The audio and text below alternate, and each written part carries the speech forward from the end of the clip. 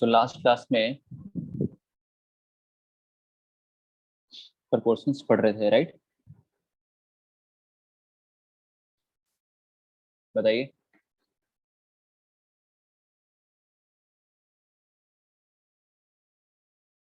Yes sir.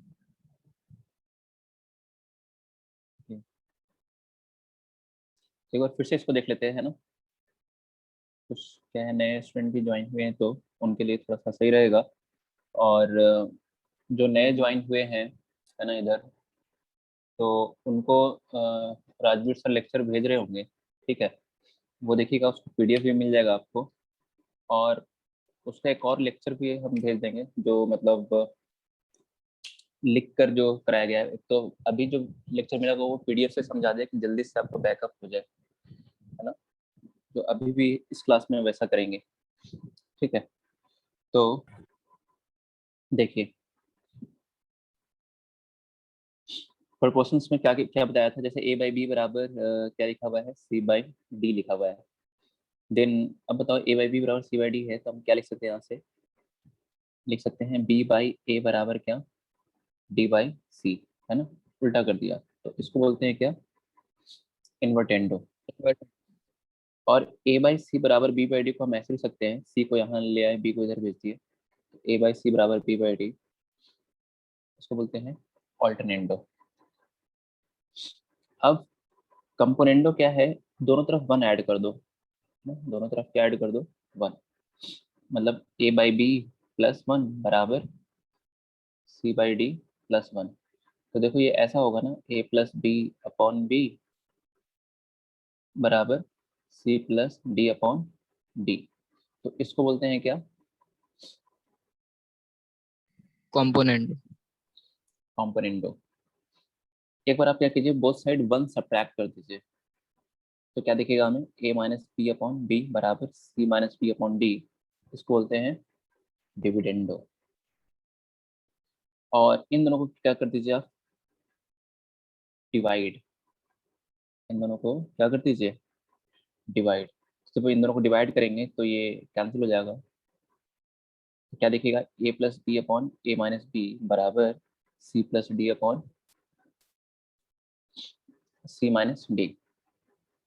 इसी को बोलते हैं क्या, कंपोनेंडो एंड क्या, डिविडेंडो। तो फिफ्थ वाला डिविडेंड। अपने को ध्यान रखना है कि अगर a बाई बी बराबर c बाई डी है, देन हम क्या लिख सकते हैं,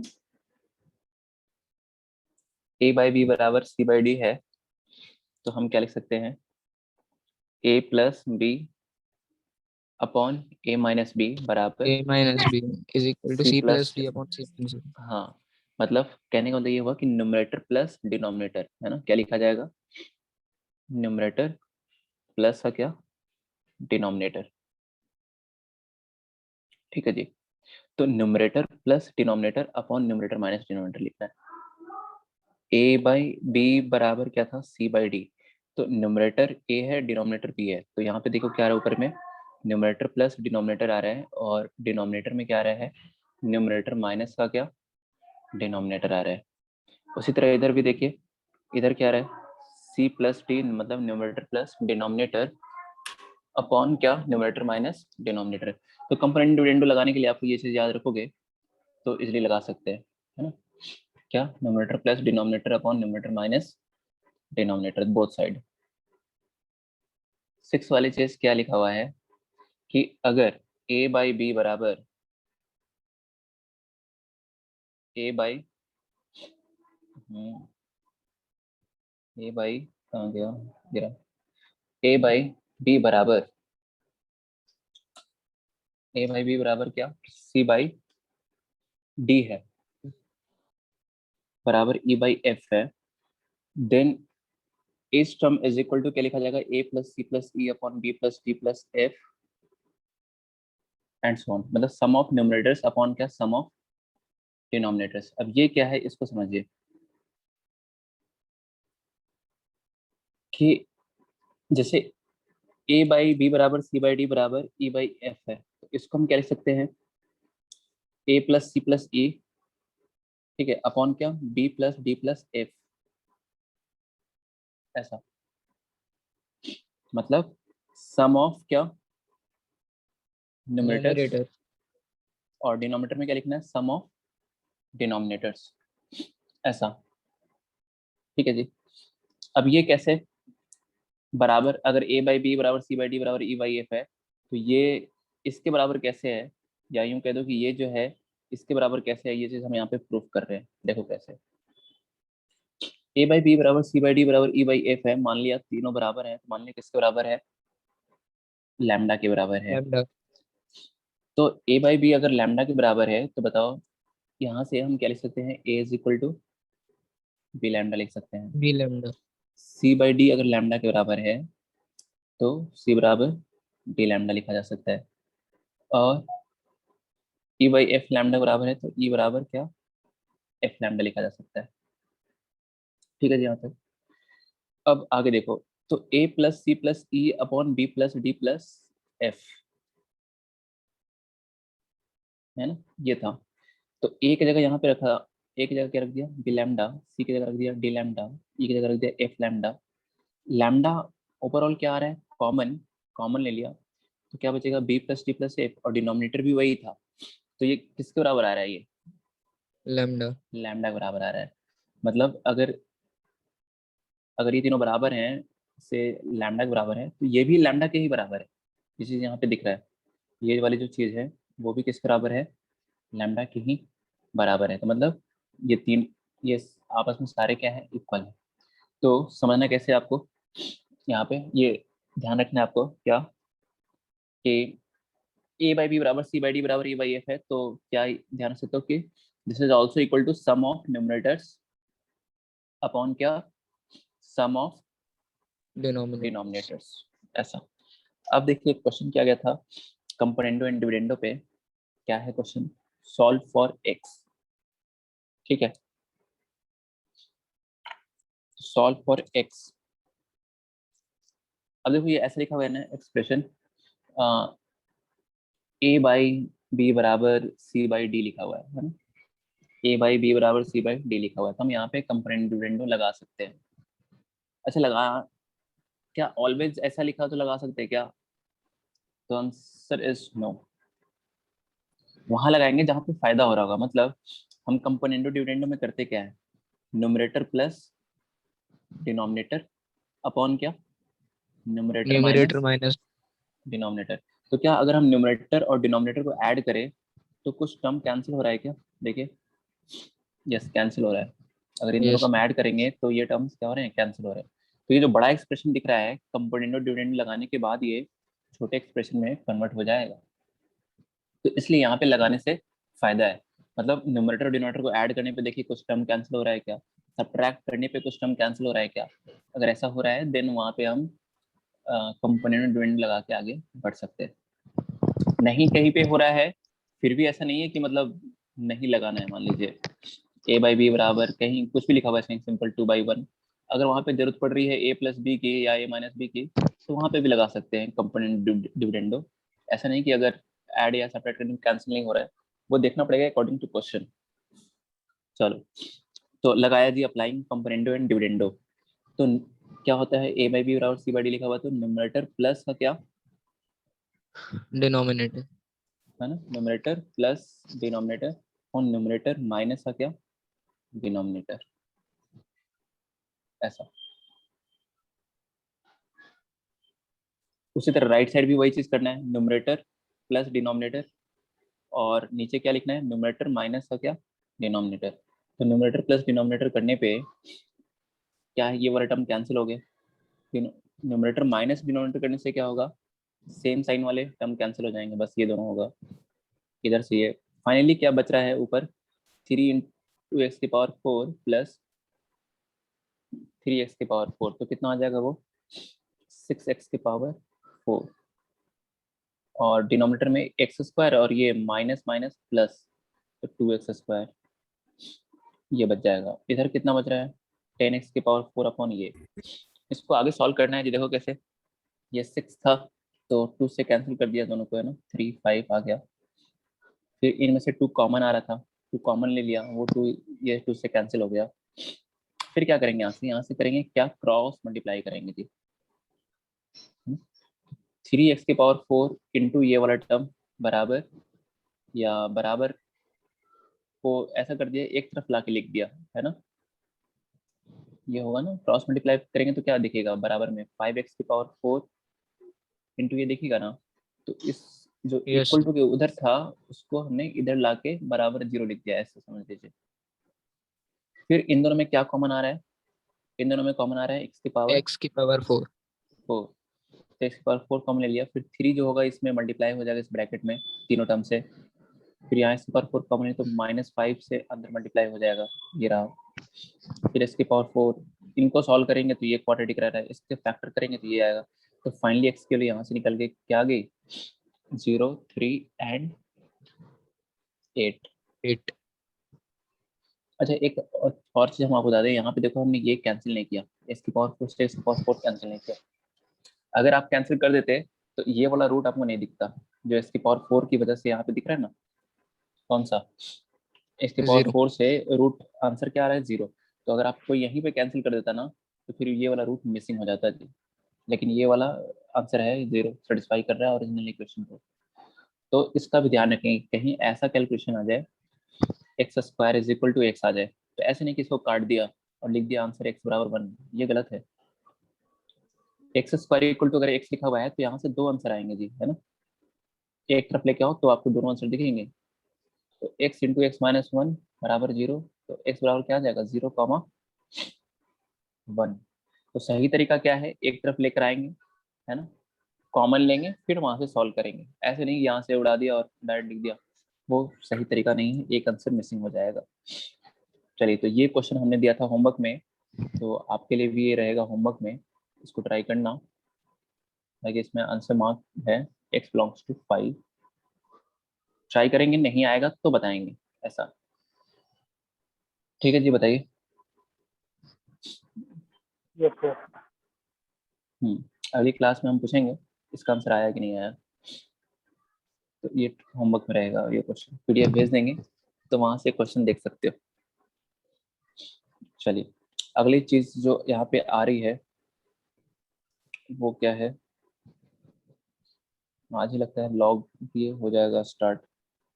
देखो कहाँ है ये नोट, कि अगर ABCD कैसे हैं, रेशनल नंबर है, और लैम्डा कैसा नंबर है, इरेशनल नंबर है, सच दैट अगर लिखा है ऐसा a + b लैम्डा बराबर c + d लैम्डा, तो हम यहाँ से डायरेक्ट लिख सकते हैं क्या, a बराबर c एंड b बराबर क्या, d।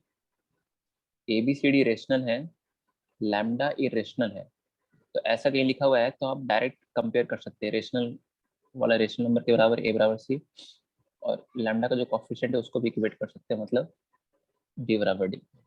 ऐसा क्यों हो रहा है उसका प्रूफ यहाँ देख लो, ये समझाया है कि क्या लिखा हुआ था, a + b लैम्डा बराबर क्या लिखा हुआ था, c c + plus lambda d lambda लिखा हुआ था। तो लैम्डा वाले टर्म को एक तरफ कर लिया, जिसमें लैम्डा नहीं आ रहा था उनको एक तरफ कर लिया। a - c बराबर क्या आ जाएगा, d lambda minus b lambda.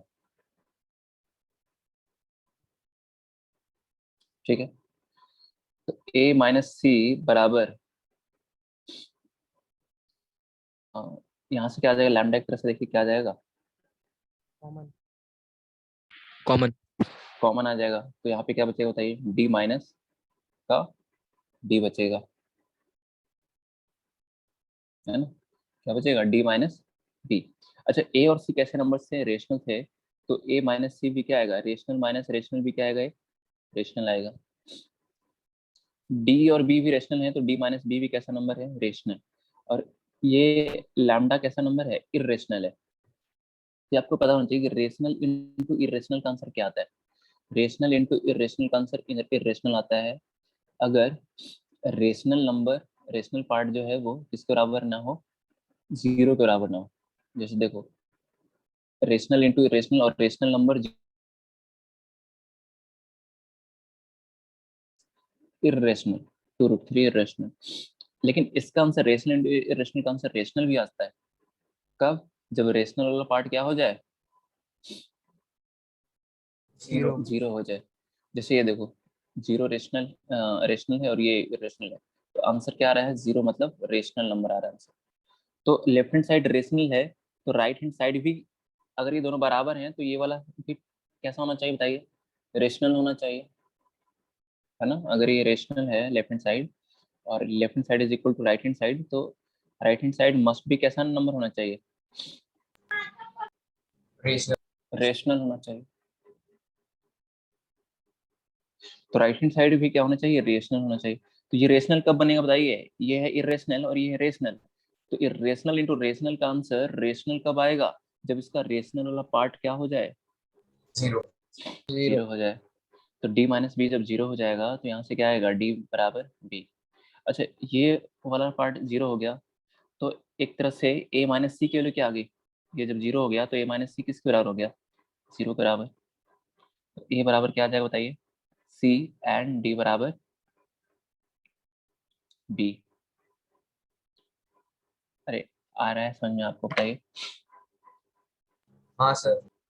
Yes sir. तो इस तरीके से आप डायरेक्ट यहाँ पे कंपेयर कर सकते हैं, कोई दिक्कत नहीं है। अब इसका एग्जाम्पल यहाँ पे ये रहा, जैसे ये क्वेश्चन है, देखो, इफ 3 प्लस 2√2 अपॉन 3 माइनस √2 बराबर a प्लस b√2, जहाँ a और b रेशनल नंबर है, तो a और b की वैल्यू बतला रही है। तो कैसे प्रोसीड करना है क्वेश्चन? रूट दिख रहा है आपको न्यूमरेटर डिनोमिनेटर में, तो क्या आ रहा है दिमाग में? रेशनलाइज कर।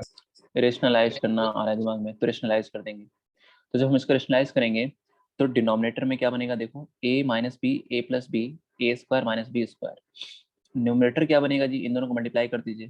पहले 3 से इसमें मल्टीप्लाई करो, तो 9 प्लस 3√2, फिर 2√2 से इसमें मल्टीप्लाई करो, तो 6√2 प्लस 2√2 इंटू √2 इज 4, और 9 माइनस √2 मतलब 2, तो √2 का स्क्वायर मतलब 2, तो 9 माइनस 2 इज सर 7। तो कितना आ गया ये? 13/7 प्लस, सेपरेट कर दो, 13/7 प्लस 9/7√2, और बराबर क्या लिखा हुआ था? a plus b√2। अब देखिए वैसा आ गया ना जो सा अभी लिखा था, कि a प्लस बी लैम्डा बराबर c प्लस डी लैम्डा। तो हम यहाँ से डायरेक्ट कंपेयर कर सकते हैं, बोल सकते हैं a बराबर क्या? 13/7, एंड b बराबर क्या? 9/7। है ना? तो ऐसे क्वेश्चन आपको डीपीपी में मिलेंगे, तो उसको कर लेना है जी। अब आता है क्या? रिमाइंडर थ्योरम, है ना? ये कल भी के क्लास में भी इसका जिक्र किया था।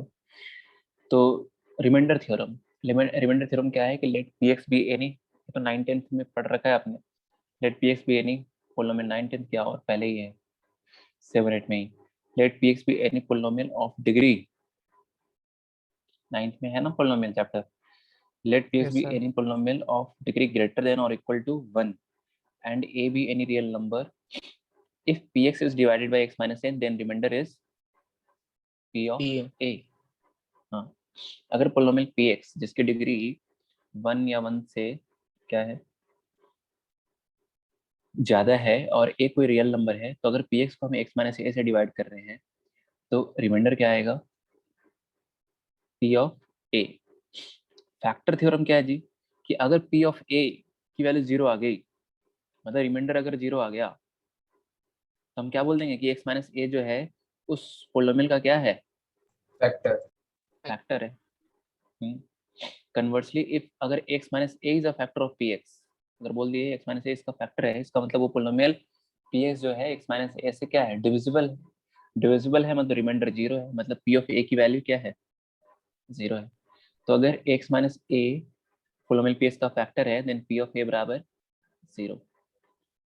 जैसे यहाँ पे लिखा है कि x माइनस 1 px का फैक्टर है, तो क्या लिखेंगे? p of 1 is 0। यस। और x प्लस 2 भी पोलिनोमियल px का फैक्टर है देन p ऑफ -2 बराबर 0 अच्छा 2x - 1 अगर पोलिनोमियल px का फैक्टर है तो हाफ इज इक्वल टू 0। हाँ इसको 0 करके x की निकाल लो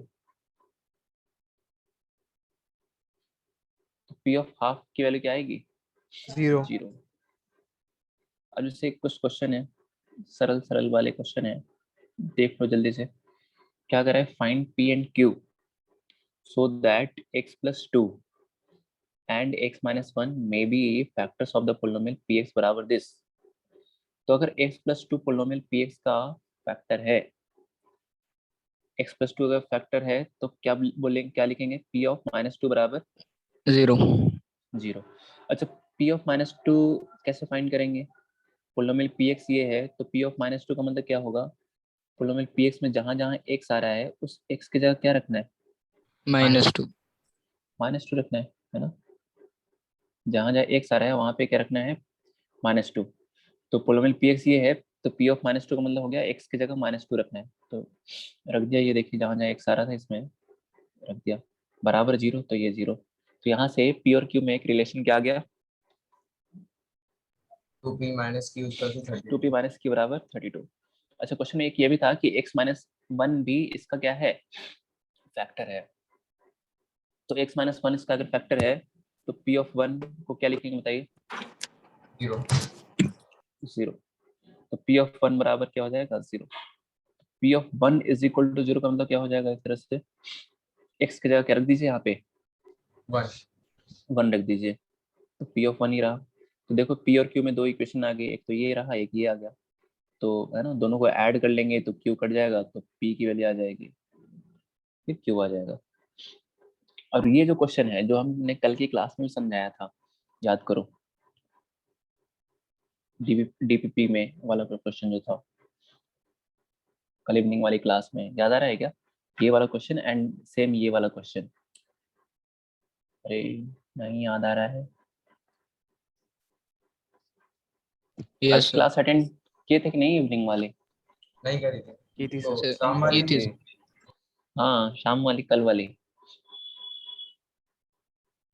सोमवार ही नहीं की थी अच्छा कौन कौन से बैच में हम जेएफ में है सर J2 J2 में है तो J2 कल वाले इवनिंग वाली क्लास की लिंक मिली थी नहीं मिली थी सर लेकिन सर फिर आई सर आ रहा था इसे लीव कर दी थी अभी एक दिन पहले ज्वाइन करा है अच्छा ओके ओके नहीं नहीं फिर भी करते रहिए कुछ तो वो चीज जो उसमें चल रही है वो आपको दोबारा होगी J2 में है ना जो J1 में चल रही है ना इवनिंग वाली वो दोबारा इसमें होगी उसके लिए लेकिन जैसे चल रहा है क्वाड्रेटिक तो क्वाड्रेटिक भी क्या है आपका बैकअप उसका भी मिलेगा जो बाद में ज्वाइन किए हैं है ना और जो इवनिंग वाली क्लास में चल रही है वो भी अटेंड करनी है भले थोड़ा कम समझ में आएगा क्योंकि पुराना भी नहीं हुआ है इस वजह से लेकिन वो भी अटेंड करनी है अपने को ठीक है ना ओके जब तक बैकअप चल रहा है तब तक उसका तो वो भी अटेंड करनी है जिससे आगे वाला चीज ठीक है थोड़ा कम ही आएगा लेकिन आएगा तो सही कुछ तो आएगा और उसके लिए इसलिए जल्दी जल्दी हम कर रहे हैं कि वो जब जो उसके पैरेलल आप आ जाइए तो ज़्यादा समझ में आएगा आपको और जो रिकॉर्डेड लेक्चर्स दिया जा रहा है आपको ना उसको देखते रहना है देखना है जी है ना सर सर रिकॉर्डेड एफओएम में कितने टॉपिक सर एफओएम में टॉपिक कितने रह गए हैं अभी बस ये लॉगरिथम ही लास्ट टॉपिक है जो आज स्टार्ट हो जाएगा ये देखिए सर यही है last topic logarithm sir recorded lecture कहाँ पे मिलेंगे राजवीर सर ने नहीं भेजा क्या आपको सारे नहीं भेजा मिलेंगे पूछूंगा मैं आज कोचिंग कॉल करूंगा सर नहीं नहीं दो दो लेक्चर्स आपको मिले होंगे ना रिकॉर्डेड लेक्चर 1 लेक्चर 2 लिख के मिला होगा आपको अगर नहीं किन्हीं को मिला है तो आप मुझे मैसेज कर देना है ना सर नहीं मिले ठीक है नहीं मिला मिले है हैं एक स्टैट्स में ठीक है अगर नहीं मिला है तो मुझे मैसेज कर दीजिएगा है ना पीडीएफ मेरा नंबर तो है ये ग्रुप में ऐड पीडीएफ जो हम डालते हैं ना ग्रुप में भेजते हैं उस पर आप मैसेज कर Yes, दीजिएगा sir. तो आपको हम प्रोवाइड करा देंगे जो हमारे पास होगा वैसा देखेंगे ठीक है ओके खैर आ जाते हैं इस पे the polynomials px and qx when divided by x minus 4 leaves the same remainder then find k क्या कर रहा है कि पोलोमियल px और qx को जब हम x माइनस 4 से डिवाइड कर रहे हैं तो लिव्स द सेम रिमाइंडर, तो रिमाइंडर क्या आ रही है, सेम आ रही है जी, ऐसा बोला है ना। तो अब देखो यहाँ पे समझो,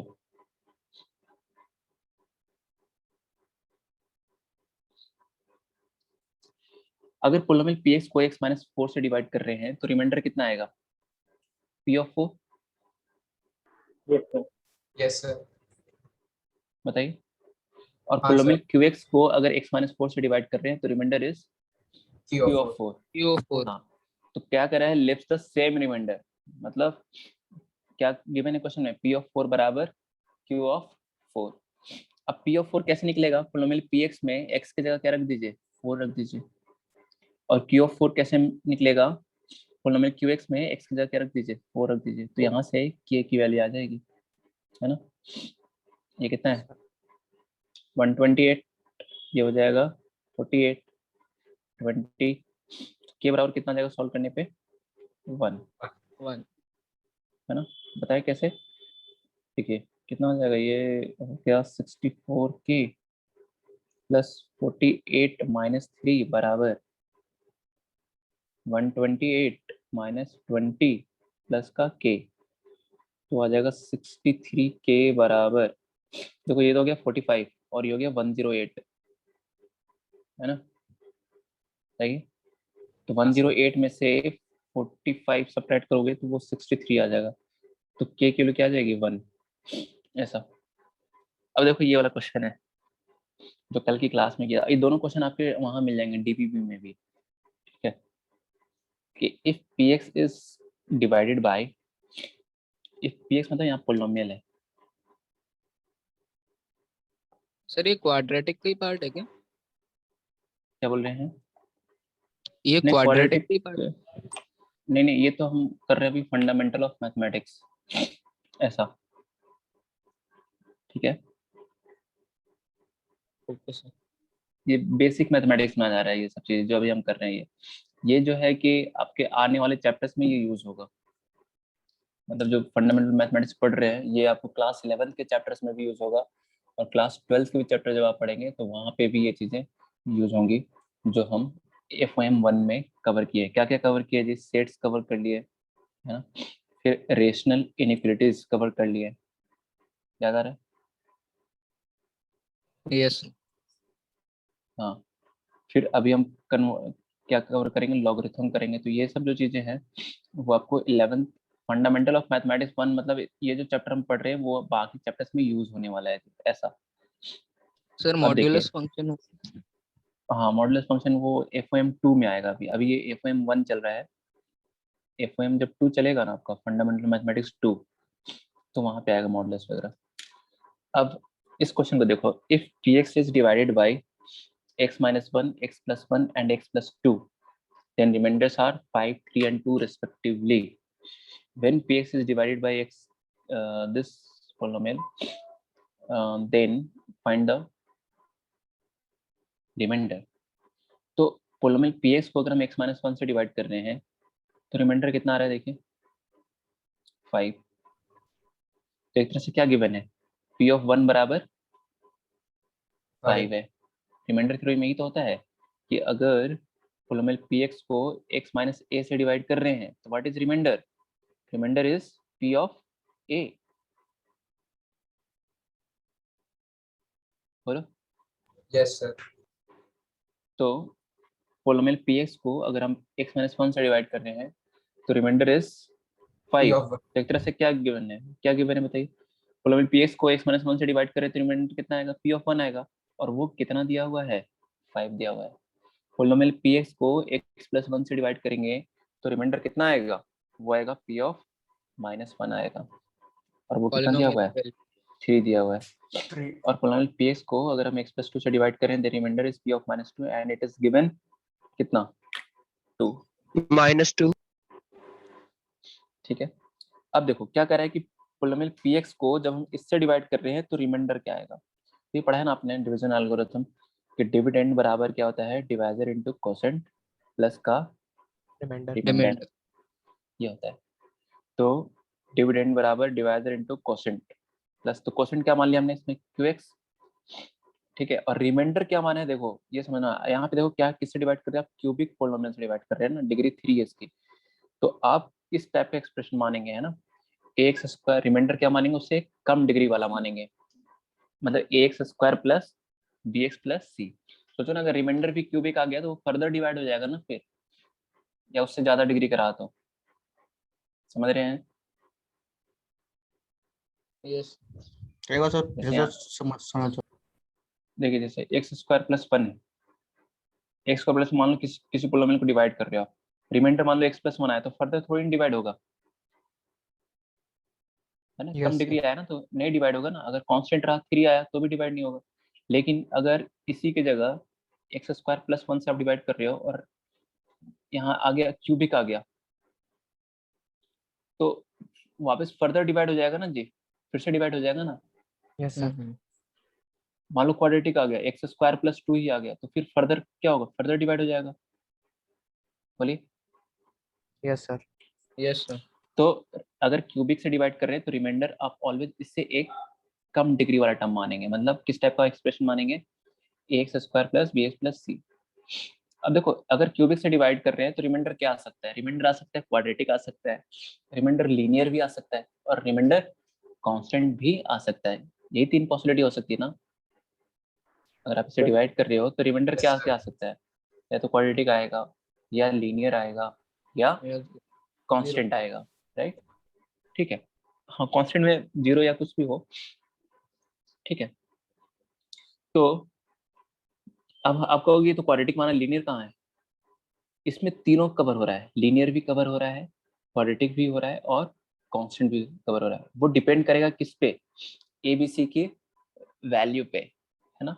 एबीसी की वैल्यू पे अगर मान लो ए 0 आ गया, तो अगर ए 0 आ गया तो ये पूरा 0 हो गया, तो फिर क्या बच जाएगा, लीनियर बच जाएगा रिमाइंडर। अगर ए भी 0 आ गया और बी भी 0 आ गया, तो रिमाइंडर क्या बच जाएगा फिर, Constant. कांस्टेंट बच जाएगा। तो यहाँ से मान लीजिए कि इसमें तीनों कवर हो रहा है। अब क्या आएगा एबीसी की वैल्यू, वो जो ये इन्फॉर्मेशन गिवन है ना, इसका जब आप यूज करेंगे तो पता चलेगा कि एबीसी की वैल्यू क्या है। तो पहला इन्फॉर्मेशन क्या है, पी ऑफ 1 बराबर 5। अब पी ऑफ 1 कैसे निकालोगे, ये जो पोलिनोमियल पी एक्स है, इसमें एक्स की जगह क्या रखना है, पी ऑफ 1 के लिए एक्स की जगह क्या रखेंगे, 1 रखेंगे। तो एक्स की जगह 1 रखा तो ये 1 + 2 और ये -1 - 2, तो ये पूरा कट के ये पूरा क्या हो जाएगा, 0 आ गया जी। यहाँ पे रखेंगे एक्स की जगह 1, तो क्या दिखेगा आपको, a + b + c। तो ये तो हो गया यहाँ से यहाँ तक पी ऑफ 1, और बराबर क्या लिखा हुआ है, 5। 5। तो एक इक्वेशन क्या आ गई यहाँ से, a + b + c बराबर 5। अगली चीज यूज करो जी,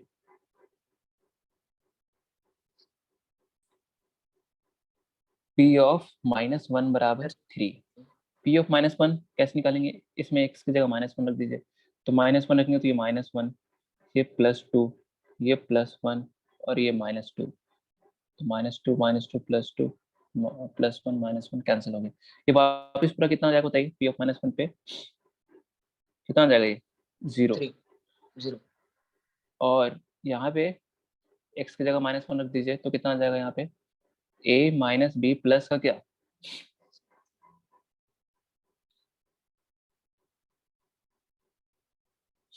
a - b plus C. c, ऐसा। तो ये समझाना चाहिए आपको। और ये किसके बराबर है, 3। तो एक सेकंड इक्वेशन ये आ गई। थर्ड इक्वेशन कहाँ से निकलेगा, p ऑफ -2 बराबर 2, तो -2 रखा इसमें तो वापस ये 0 आ जाएगा, तो 0, फिर यहाँ पे -2 रखो तो ये कितना बन जाएगा, 4a और -2b + c बराबर 2, ये आ गया। यहाँ से क्या इक्वेशन आ गई, 4a - 2b + c बराबर 2। अब इन तीनों इक्वेशन से हमें एबीसी की वैल्यू निकालनी है। तो कैसे निकाला है देखो, अगर आप 1 - 2 कर देंगे ना, तो सी भी कट जाएगा और ए भी कट जाएगा, दिख रहा है। अगर हम 1 - 2 कर दें तो ए भी कैंसिल हो जाएगा, और ए भी कैंसिल हो जाएगा, और C भी कैंसिल हो जाएगा. सी भी कैंसिल हो जाएगा, तो 2b बराबर 2 आ जाएगा, 5 - 3 2, तो बी की वैल्यू आ गई 1। अब हमने क्या किया है, b बराबर 1 सेकेंड और थर्ड इक्वेशन में पुट कर दिया है। तो सेकंड और थर्ड में b बराबर 1 पुट करेंगे तो a + c बराबर क्या बन जाएगा बताइए, 4। और b बराबर 1 जब आप इसमें थर्ड में पुट करोगे तो 4a प्लस c बराबर कितना आएगा? 4 2 A plus 2 plus C 4। plus yes, तो अब इनको सब्ट्रैक्ट कर दो जी, इधर से सब्ट्रैक्ट कर दिया तो 4a माइनस ए 3a, ये कट गया, 4 माइनस 4 0, तो देखो a 0 आ गया, a 0 आ गया तो c के लिए कितनी आ गई? 4। 4 4 b ऑलरेडी पहले आ चुका है, तो हमने जो रिमाइंडर माना था ना a square plus b plus c, इसमें रख दो, a की वैल्यू 0, b की वैल्यू 1 और c की वैल्यू 4, तो रिमाइंडर क्या मिल रहा है? x plus 4 हाँ, x प्लस 4। तो इस क्वेश्चन में ऐसे आपको ध्यान रखना है कि जब क्यूबिक से डिवाइड कर रहे हो तो रिमाइंडर आप किस टाइप का मानेंगे? ax square plus bx plus c, और वो ax square plus bx plus c जो है वो कुछ भी हो सकता है, क्वाड्रेटिक भी आ सकता है, लीनियर भी आ सकता है और कांस्टेंट भी हो सकता है। हाँ, तो अगर मान लो क्वाड्रेटिक से डिवाइड करते आप यहाँ से, है ना, बोलता कि इसको भूल जाओ, इससे डिवाइड करने पर रिमाइंडर क्या आएगा, तो फिर हम उस केस में रिमाइंडर क्या मानते हैं बताओ? AX plus B हाँ, लीनियर ax या प्लस फिर बी मानते हैं। कांस्टेंट। हाँ, तो वो दोनों इसमें कवर हो रहा है ax प्लस बी में। ये कांस्टेंट कब बन जाएगा? जब a की वैल्यू क्या आ जाएगी? 0। 0। 0 आ जाएगा। ऐसा, तो जिससे आप डिवाइड कर रहे हो उससे कम डिग्री वाला एक्सप्रेशन आपको मानना है।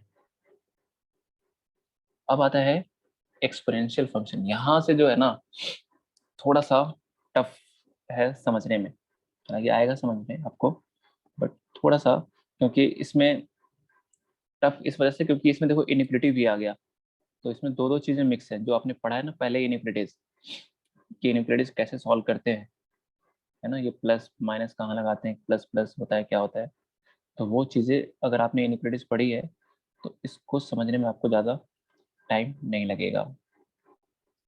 देखो, नहीं पढ़ा है तो भी ट्राई करेंगे समझाने का हम, लेकिन उसके लिए फिर वही आपको पुराने जो लेक्चर्स है ना वो देखने पड़ेंगे। एक्सपोनेंशियल फंक्शन क्या है? यहाँ पे लिखा हुआ है एक्सपोनेंशियल फंक्शन। तो y बराबर क्या, a की पावर x टाइप का जो फंक्शन है वो क्या कहलाता है? एक्सपोनेंशियल फंक्शन कहलाता है जी, है ना। y बराबर a की पावर x टाइप का जो फंक्शन है वो क्या कहलाता है? a के Exponential एक्सपोनेंशियल फंक्शन कहलाता है, जहां पर a कैसा नंबर है? ग्रेटर देन 0 है और 1 के बराबर नहीं है ना। अगर a 1 के बराबर हो गया सोचो, तो 1 के पावर x तो क्या हो जाएगा? 1 ही हो जाएगा ये तो, फिर ये एक्सपोनेंशियल फंक्शन निकल आएगा, फिर this function is known as constant function, ऐसा। तो एक्सपोनेंशियल फंक्शन होने के लिए a should not be equal to 1 1। अच्छा, a क्या होना चाहिए? 0 से बड़ा ही होना चाहिए, है ना, a निगेटिव नहीं चलेगा। मतलब कोई लिखता है -1 के पावर x, तो फिर ये ऑलवेज डिफाइंड नहीं है ना, x की जगह जैसे आप 1, तो ये √-1 दिखेगा, तो √-1 मतलब क्या हो जाएगा? एक तरह से इमेजिनरी नंबर आ जाएगा, है ना। तो a की पावर x वाला जो फंक्शन है वो ऑलवेज डिफाइंड नहीं होगा अगर a निगेटिव हो जाएगा। तो a कैसा है यहाँ पे? पॉजिटिव, और a नॉट इक्वल टू 1, ठीक है। और जो पावर में x है, x के बारे में क्या कहेंगे? x बिलोंग्स टू क्या? Real number. All real number. अब देखो इसमें दो केस बन जाएगा। दो केस कैसे बन जाएगा? क्या कर रहा है कि a जो है वो 0 से बड़ा है और 1 के बराबर नहीं है ना। a जो है वो क्या है? 0 से बड़ा है और क्या है? 1 के बराबर नहीं है। तो दो केस क्या बनेगा जब a किसके बिटवीन में है? देखो, a क्या कर रहा है? 0 से बड़ा है और 1 के बराबर नहीं है, 1 के बराबर नहीं है। तो दो केस क्या बन रहा है? जब when a lies between क्या? 0 to 1, 0 and second is when a is greater than 1, ऐसा। there are two cases possible here, क्या? first when a lies between 0 to 1। अगर a 0 से 1 के बीच में है तो हमने एग्जांपल के तौर पे a की वैल्यू 0 से 1 के बीच में कौन सी ले ली है? 1/2 ले लिया है जी। तो एक जगह हमने ले लिया 1/2, और की पावर क्या है? ये x। अब हम इसका बनाने जा रहे हैं ग्राफ। तो ग्राफ बनाने के लिए वही x की कुछ वैल्यूज लिखा है हमने यहाँ पे, उसके करस्पॉन्डिंग y की वैल्यू निकाला है। तो क्या क्या x वैल्यू लिया है, सारे टाइप ले लिया, नेगेटिव भी ले लिया, 0 और कुछ पॉजिटिव भी ले लिया। इसके लिए -3 -2 -1 0 1 2 3 ले लिया। जब x इक्वल टू बताओ -3 रखेंगे तो y की वैल्यू कितनी आएगी, 1/2 की पावर -3, 1/2 की पावर -3 कितना होगा, 2 की पावर 3। 2 की पावर 3 मतलब इसमें आ रहा है ना, 1/2 की पावर -3 बोल रहे हैं जी। तो 1/2 की पावर -3 मतलब हो जाएगा कि 1/8 1/2 को लिख दो, चाहो ऐसे समझ लो, 1/2 को लिखा 2 की पावर -1, फिर 2 की पावर ये कितना हो जाएगा 3, 8, 1/2 की पावर 3 इज 8, 1/8 -3 मतलब इसका रेसिप्रोकल, तो 8। यहाँ पे समझ में आ रहा है, बताइए। Yes sir. -2 रखने पे Yes, वैल्यू sir. कितनी आएगी 4, -1 पे कितनी आएगी 2, 0 पे कितनी आएगी 1/2 की पावर 0 1, 1 पे कितनी आएगी 1 पे 1/2, 2 पे 1/4, 3 पे 1/8। जब हम इनको प्लॉट करेंगे, है ना, मतलब यहाँ पे प्लॉट कर रहे हैं, -3 पे आ रही वैल्यू 8, फिर -2 पे वैल्यू क्या आ रही है 4, फिर -1 पे वैल्यू कितनी आ रही है 2, 0 पे कितनी आ रही है 1, है ना। अगर मैं कलर चेंज करके बताऊँ तो -3 पे समझो, -3 पे कितनी आ रही है 8, -2 पे 4, फिर -1 पे 2, 0 पे 1, 1 पे 1/2, 2 पे 1/4, 3 पे 1/8। तो इन पॉइंट्स को जब हम ज्वाइन करेंगे तो ग्राफ कुछ हमें ऐसा दिखेगा जी, ठीक है। कैसे दिखेगा, ऐसा। जब इन पॉइंट्स को हम लोकेट करेंगे और फिर ज्वाइन करेंगे तो ग्राफ कुछ इस तरह दिखेगा जो यहाँ पे बनाया गया है ऐसे, ठीक है। और ये ग्राफ जो है, इस ग्राफ को क्या, कौन सा ग्राफ बोलते हैं, डिक्रीजिंग ग्राफ बोलते हैं। मतलब डिक्रीजिंग क्यों, क्योंकि जब हम x बढ़ा रहे हैं ना, देखो इधर x बढ़ा रहे हैं, निगेटिव से इधर की ओर जा रहे हैं ना, पॉजिटिव की ओर, मतलब x की तरफ क्या कर रहे हैं, बढ़ा रहे हैं। तो y की वैल्यू क्या हो रही है, y की वैल्यू बताओ क्या हो रही है, घट रही है, Decrease. डिक्रीज हो रही है जी, है ना। जैसे जैसे हम x की वैल्यू बढ़ा रहे हैं वैसे वैसे y घटता जा रहा है। तो this function is known as decreasing function, ठीक है। अब इसमें कुछ और यहाँ पे देखो बातें यहाँ पे हमें समझाई है कि यहाँ पे कोई नंबर ले लिया हमने x1 नंबर लाइन पे, और यहाँ पे क्या ले लिया x2। x1 पे जो वैल्यू आ रही है उसको बोल दिया है y1। अभी x1 मान लीजिए, x1 को हमने मान लिया -2, तो x1 पे जो वैल्यू आ रही है कितनी आ रही है वो 4, दिस इज y1। अगर x1 -2 है तो y1 कितना है 4। 4। तो x1 पे आने वाली वैल्यू को हमने क्या बोल दिया है y1। उसी तरह जो दूसरा नंबर हमने मान लिया x2, तो x2 पे जो वैल्यू मिल रही है उसको क्या बोल दिया है y2। वाइट। तो क्या रिलेशन यहाँ पे देख पा रहे हैं कि x1 और x2 में क्या रिलेशन हुआ, देखो x2 जो है वो क्या है, x1 से बड़ा है, क्योंकि नंबर लाइन पे जो नंबर राइट में आ रहा है वो लेफ्ट वाले से क्या है, बड़ा है, बड़ा होता है। तो x2 तो x1 से क्या है, बड़ा है यहाँ पे, ठीक है। और x2 पे मिलने वाली वैल्यू क्या थी y2, और x1 पे मिलने वाली वैल्यू क्या थी y1। तो y2 और y1 में क्या रिलेशन है, y2 जो है वो y1 से छोटा है, देख रहे हैं ना ग्राफ में, ये y2 है ये y1 है, तो बड़ा कौन है इसमें Y1. y1 है। तो x2 पे जो वैल्यू आ रही है y2 और x1 पे जो वैल्यू आ रही है y1, इसमें क्या रिलेशन होगा कि y2 इज लेस देन क्या y1।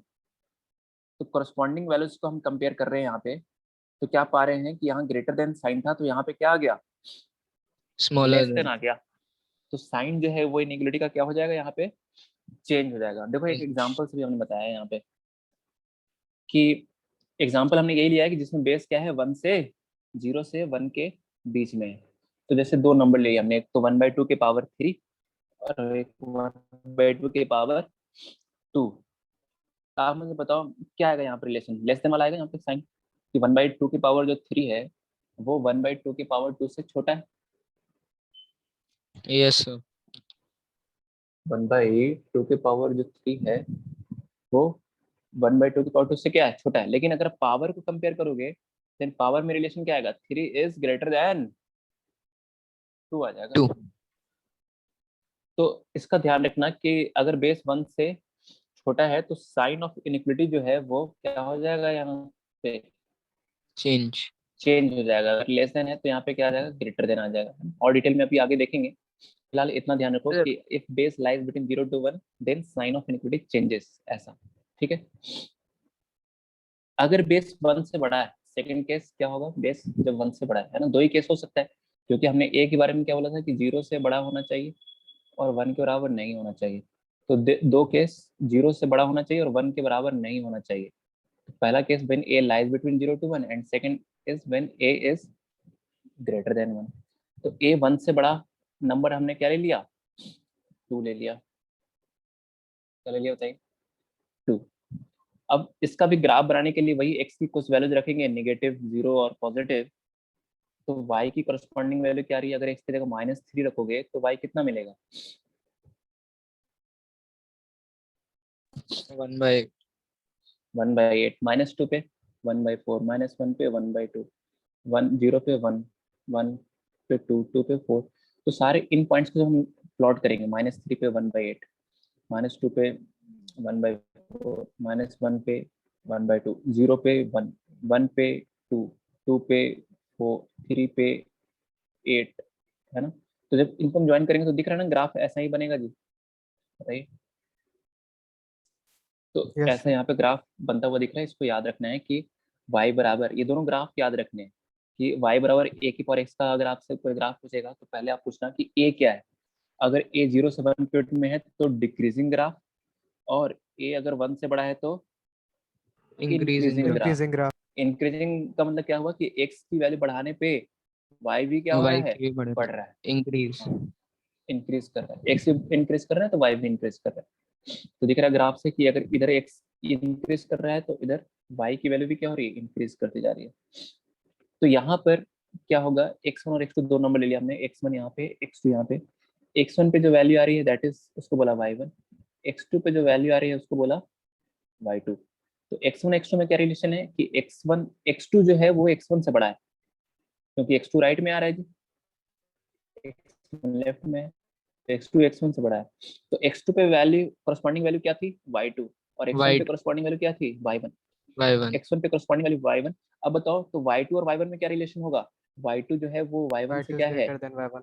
हाँ। ग्रेटर तो यहाँ पे साइन चेंज दिख रहे हैं, साइन डज नॉट चेंज। तो अगर ग्राफ इंक्रीजिंग है, अगर मतलब बेस 1 से बड़ा है तो साइन ऑफ इनइक्वालिटी चेंज नहीं होगा जी, ऐसा। वही चीज हमने यहाँ पे लिख दी है समरी में, इसमें सर देखो। y नेगेटिव नहीं हो सकता? y की वैल्यू निगेटिव नहीं आ सकती, हाँ।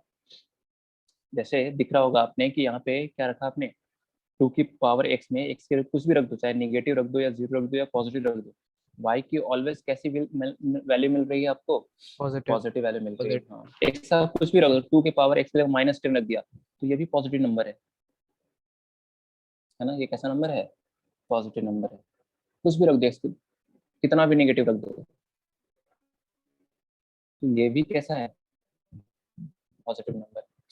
तो एक सब कुछ भी रखो, इसलिए कल एक क्वेश्चन हम कर रहे थे इवनिंग क्लास में जिसमें 2 की पावर x वैल्यू -8 आया था। हमने कहा था कि a की पावर x टाइप का जो फंक्शन है उसकी वैल्यू कभी भी निगेटिव नहीं आ सकती, है ना। कल एक लास्ट क्वेश्चन जो हम कर रहे थे इवनिंग वाले क्लास में, जो बच्चों ने अटेंड किया है उनको तो याद आ रहा होगा, लास्ट क्वेश्चन सॉल्व किए थे। तो ऐसा एक कैलकुलेशन आ गया था कि 2 की पावर x इक्वल टू -8, तो ये रिजेक्ट हो जाएगा, है ना, नॉट पॉसिबल।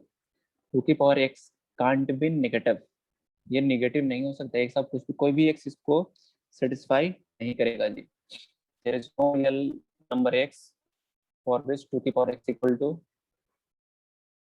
-8। तो इसलिए y की, देखो यहाँ पे हमने लिखा है लास्ट में कि y जो है a की पावर x, y की वैल्यू ऑलवेज, एक साथ कोई भी रियल नंबर रख दो, y ऑलवेज कैसा आएगा, पॉजिटिव आएगा। तो इस बात को ध्यान रखना है कि a की पावर x है, a 1 से छोटा हो या a 1 से बड़ा हो, a की पावर x कभी भी निगेटिव नंबर के बराबर नहीं हो सकता, याद रखोगे। Yes, sir. Yes sir. Yes sir. चलिए ठीक है, याद रखेंगे तो अच्छी बात है जी। आइए, रखना ही है, नहीं तो हम क्वेश्चन में गलत कर देंगे।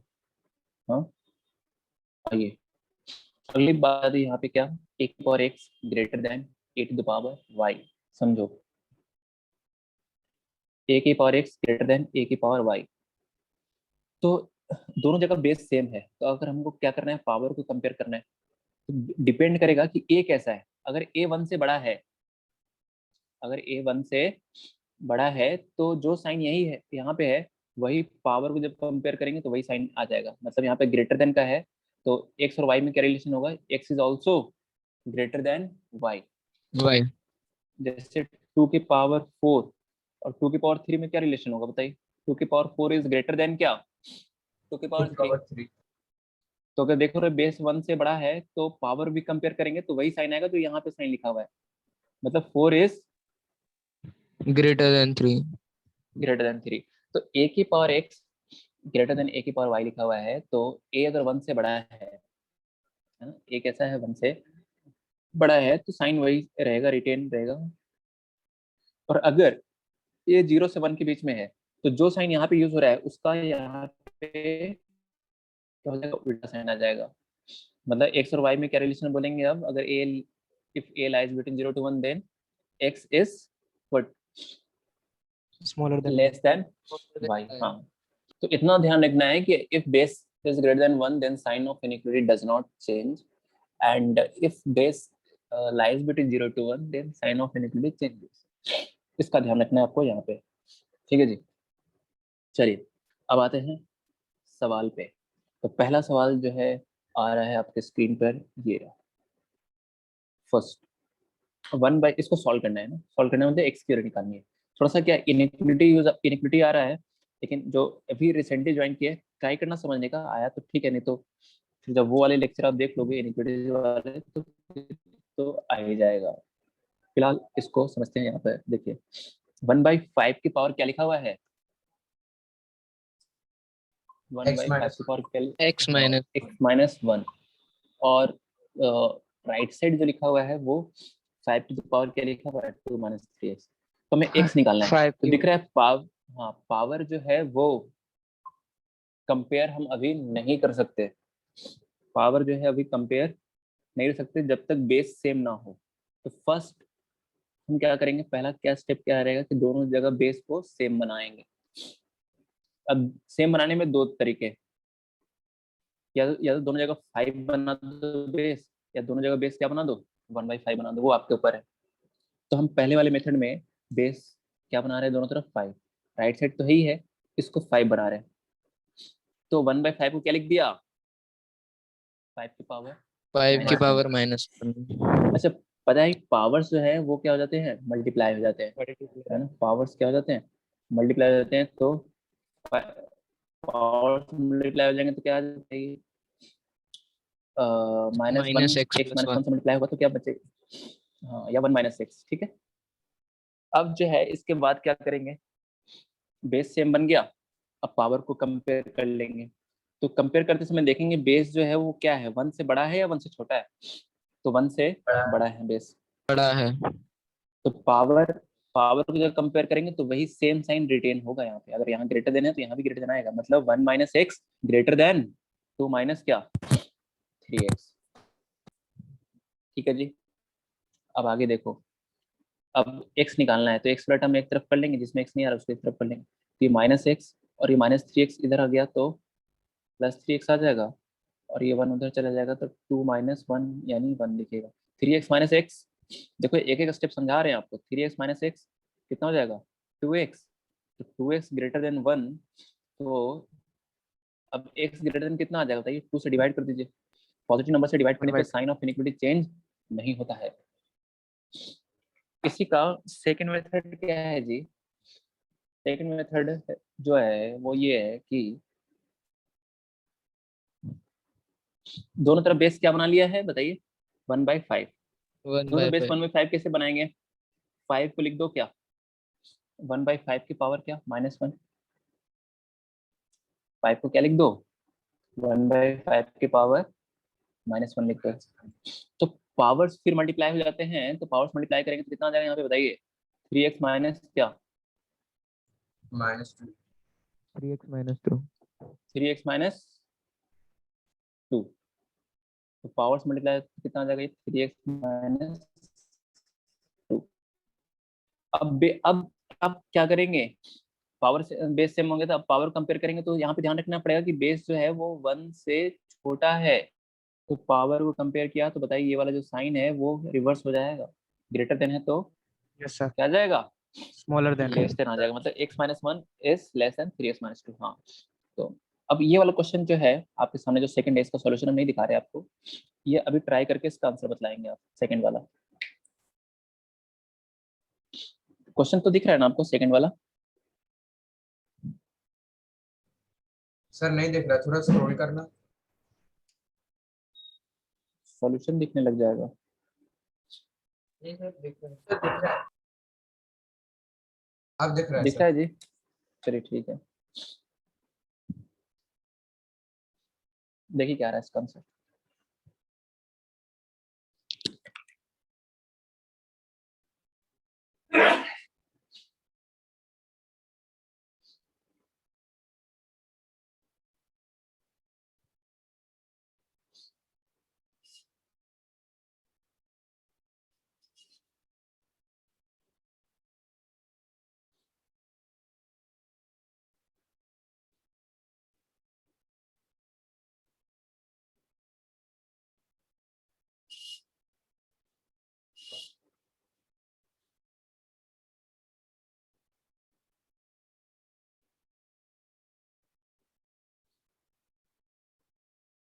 x greater than -1।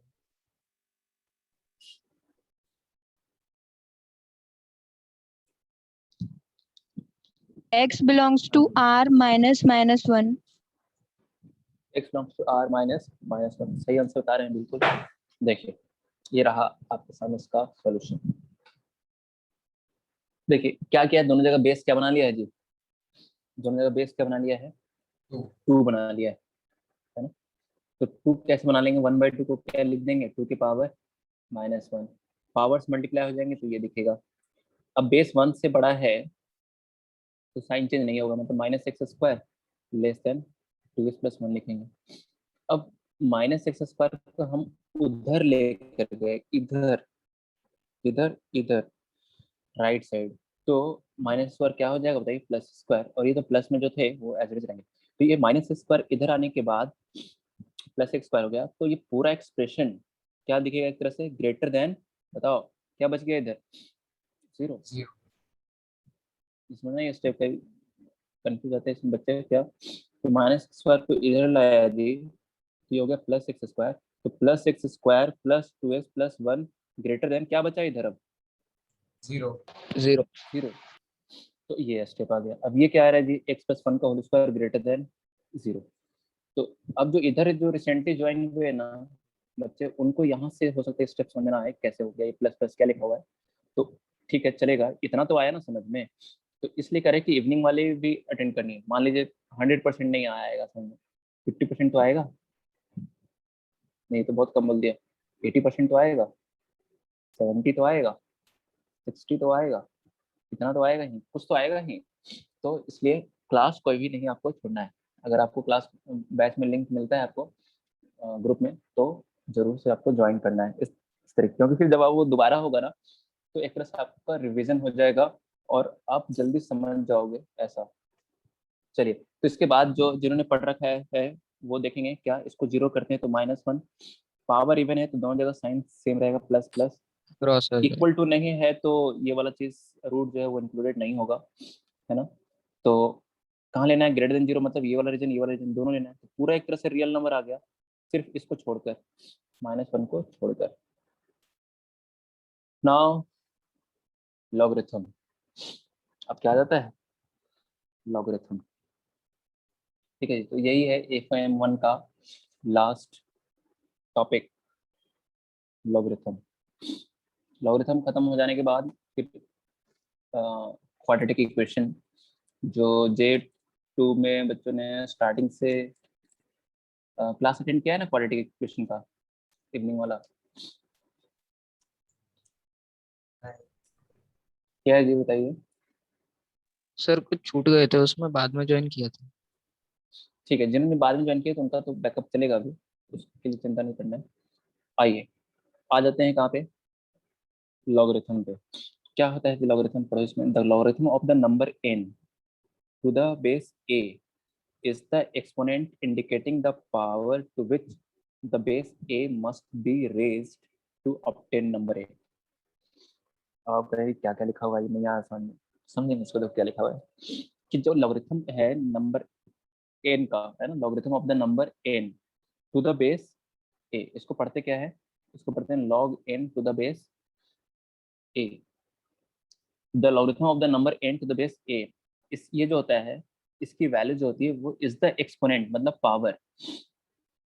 कौन सा power? Indicating the power to which the base a must be raised to obtain number n।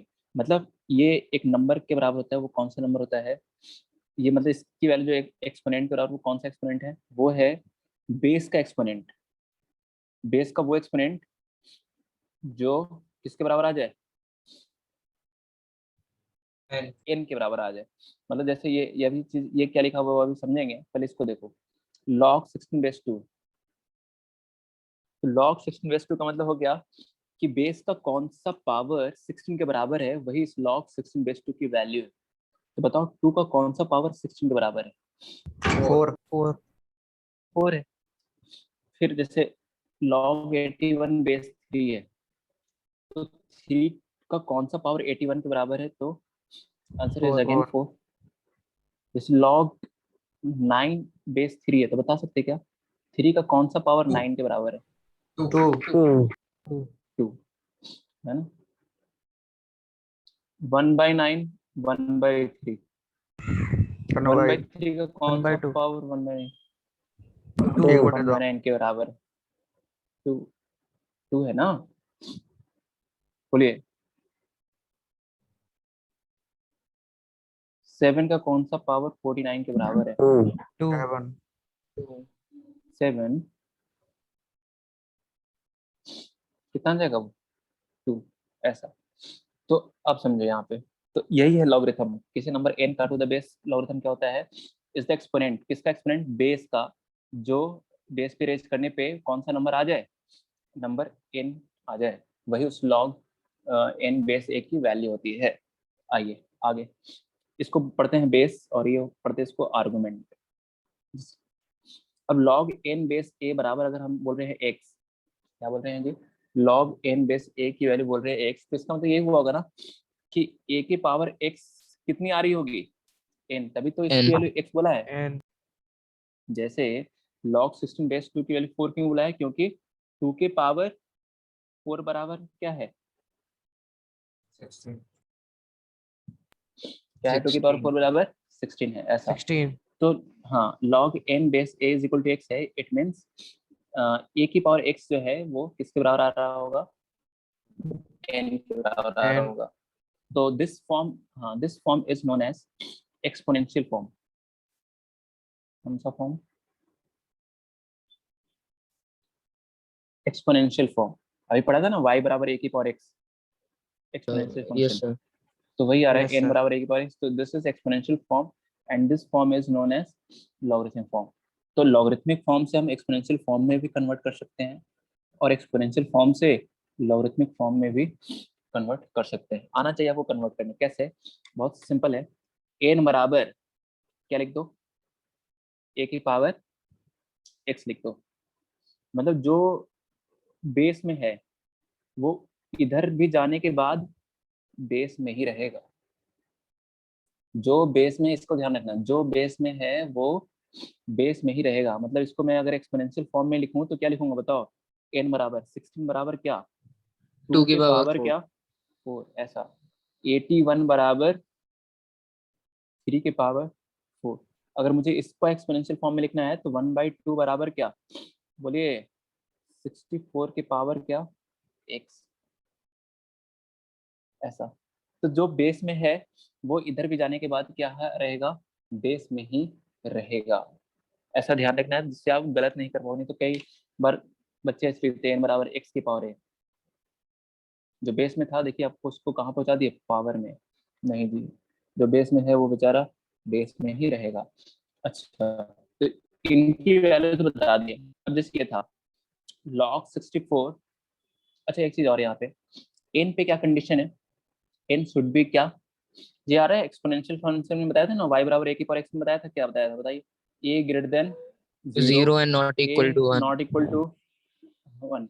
और y की कैसी वैल्यू मिल रही थी, positive. अरे y की तो पॉजिटिव वैल्यू मिल रही थी, तो वही चीज लिखा हुआ है, ये y बराबर a की पावर x में n कैसा है, y मतलब पॉजिटिव, a कैसा है जी greater than 0 and a not equal to 1। तो log n base a defined तभी होगा जब ये तीनों कंडीशन सेटिस्फाई हो रही होंगी, मतलब n कैसा होना चाहिए, ग्रेटर देन 0, a कैसा होगा, ग्रेटर देन 0, और a नॉट इक्वल टू 1, ऐसा। अब जाके हम कहेंगे कि यस लॉग उस नंबर का डिफाइंड है, तो लॉग डिफाइंड होने के लिए ये तीनों कंडीशन जरूरी है। आइए आगे बढ़ते हैं थर्ड वाले पे, थर्ड वाला क्वेश्चन देखो। अच्छा, लॉगरिथम जो है, जो अभी रिसेंटली ज्वाइन किया ना, उनको समझ में आएगा, ऐसा कुछ नहीं है ना कि पुराना नहीं पढ़ा तो नहीं आएगा, ऐसा नहीं है, उनको आएगा और वो समझेंगे भी। अगर कहीं डाउट आ रहा है, किसी को भी कोई डाउट आता है, कोई चीज़ फिर से समझना है ना, नेटवर्क की वजह से नहीं सुन पाए या किसी भी कारण, तो आप एक बार बोल देंगे कि इसको एक बार रिपीट कर दीजिए सर, हम कर देंगे, ऐसा कोई दिक्कत नहीं इसमें। बस इतना है कि आपको एक बार वहाँ पे बोलना जरूरी होगा, तभी तो कर पाएंगे जी, पहली बात। दूसरी ये कि जो बाद में ज्वाइन हुए उनको फिर से बैकअप दिया जाएगा, है ना, चाहे वो रिकॉर्डिंग के थ्रू दिया जाए या कैसे भी, तो उसके लिए भी सोचना नहीं है आपको, जो पहले पढ़ा दिया गया वो आपको फिर से कराया जाएगा यहाँ पर। अब देखो थर्ड, log 1/2 60 बेस क्या लिखा हुआ है, 64, तो log 1/2 बेस क्या लिखा हुआ है, 64। अब 64 का कौन सा पावर 1/2 के बराबर है, नहीं समझ में आ रहा है ना। 64 का इसमें तो दिख रहा था 3 का कौन सा पावर 81 के बराबर है, तो डायरेक्ट बता दिया। 2 का कौन सा पावर 16 के बराबर है, 4, डायरेक्ट बता दिया। इसमें नहीं समझ में आ रहा कि 64 का कौन सा पावर 1/2 के बराबर है, तो नहीं आ रहा समझ में, तो मान लिया इसकी वैल्यू किसके बराबर है, अरे मान लिया है इसकी वैल्यू किसके बराबर है, एक्स के बराबर है। तो अब बताओ लॉग हटाएंगे, मतलब इसको पेंसिल फॉर्म में कन्वर्ट करो, लॉग हटाएंगे तो 1/2 बराबर क्या लिखेंगे बोलो, 64 की पावर x 1/2 बराबर 64 की पावर x, है ना, 64 की पावर x पहले लिख दिया हमने, 1/2 को बाद में लिख दिया, या एक ही बात है ना, 1/2 बराबर क्या लिखा हुआ है, ये 64 की पावर x लिखा हुआ है। अब 64 को क्या लिख दे बताइए, 2 की पावर 6। 6, है ना। अब x निकालना है तो दोनों जगह बेस सेम बनाना पड़ेगा ना, तो इसको तो लिख दिया 2 की पावर -1, इसको भी 2 के भी पावर्स में लिखो, तो बताइए इसको क्या लिख दे, 2 की पावर 6, पावर्स मल्टीप्लाई हो जाते हैं, ऐसा हमने बचपन में पढ़ा है कि पावर्स जो है वो मल्टीप्लाई हो जाते हैं, तो 2 की पावर 6x बराबर 2 की पावर -1, तो 6x बराबर देखिए बेस सेम बन गया, दो नंबर इक्वल हैं, दोनों का बेस सेम है, तो पावर भी इक्वल कर देंगे, तो 6x बराबर -1, तो x बराबर क्या, -1/6 -1/6। तो ये हमें यहाँ से डायरेक्ट नहीं दिखा था कि 64 का कौन सा पावर 1/2 के बराबर है, तो वो कौन सा है पावर, -1/6 है जी। इसके अलावा दूसरा मेथड भी है इसको सॉल्व करने का, यूजिंग प्रॉपर्टीज, जब हम लॉग की प्रॉपर्टीज पढ़ेंगे। चलो फोर्थ वाला दिख रहा है, बताओ इसके लिए किसके बराबर है, सॉल्व करो।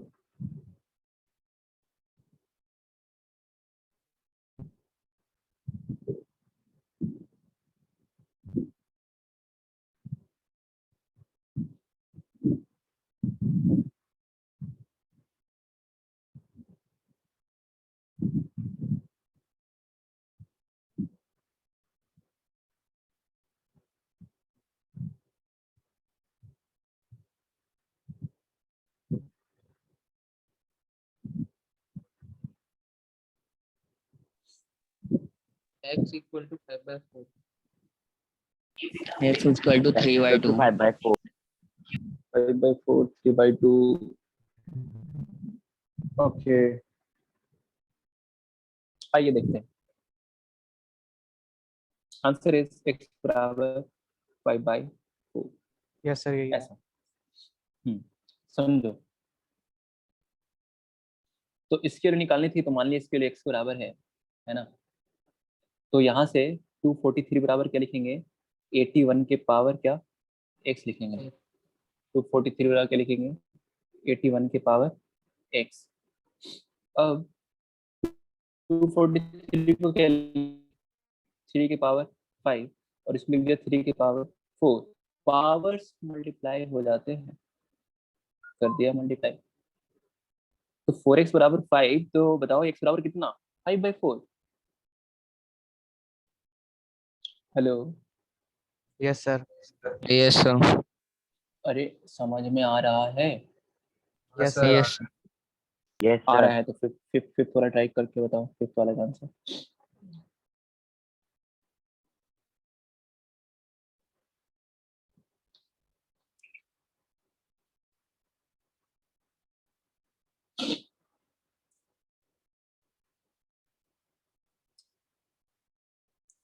फिफ्थ वाला ट्राई करके बताओ जल्दी से। Yes sir.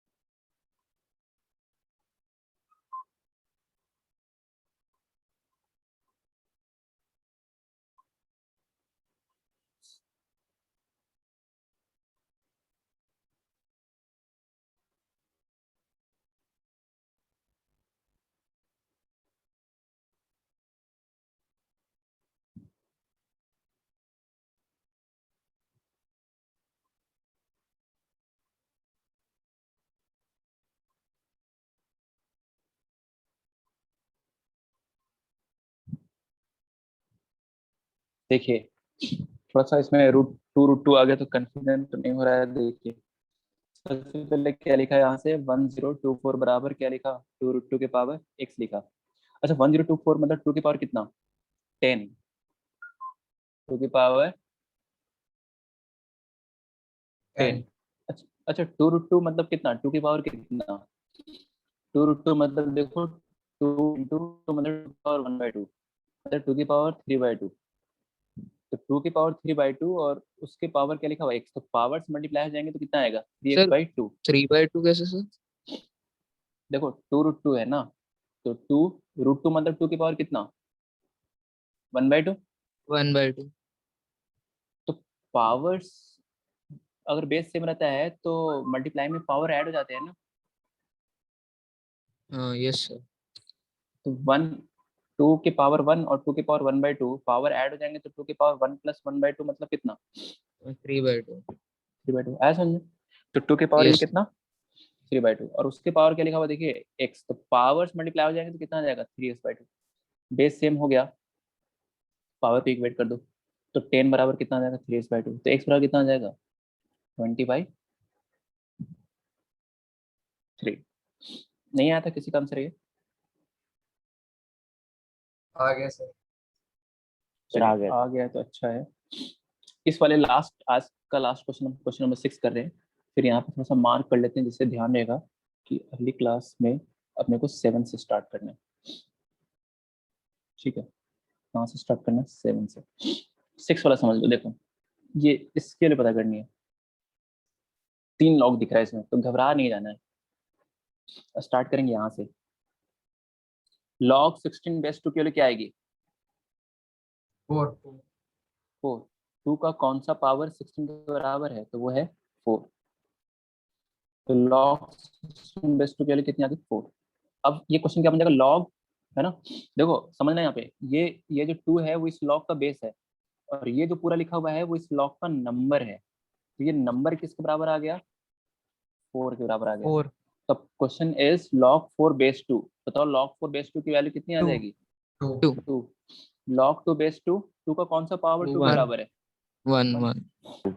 चलो, तो आज के लिए इतना ही, और जो नए आए हैं वो एक बार मैसेज कर दीजिएगा मुझे रिकॉर्ड लेटर से। और इससे भी राजवीर सर बोल रहे थे कि भेज दिए हैं, नहीं अगर किन्हीं को मिला है देन वो बच्चे मैसेज कीजिएगा जो स्टार्टिंग के, जो अभी रिसेंटली ज्वाइन किए हैं, है ना, जिनको स्टार्टिंग से सेट्स वगैरह भी नहीं मिला है लेक्चर में। ठीक है, ओके सर। चलो ठीक है। Thank you sir. 5/4, अच्छा आंसर बताया था, चलो 5/4 320/3 सही है जी। ठीक है, चलो थैंक यू।